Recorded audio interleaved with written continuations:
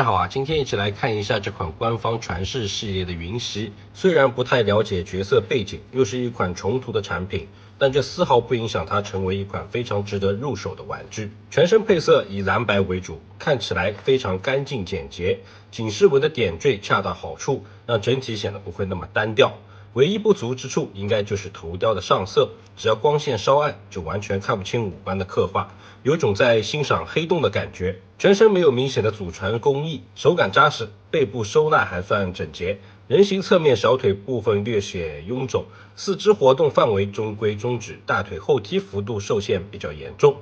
腰部由于变形结构限制无法进行腰转，整体可动只能说勉强够用。接下来一起来看一下变形吧。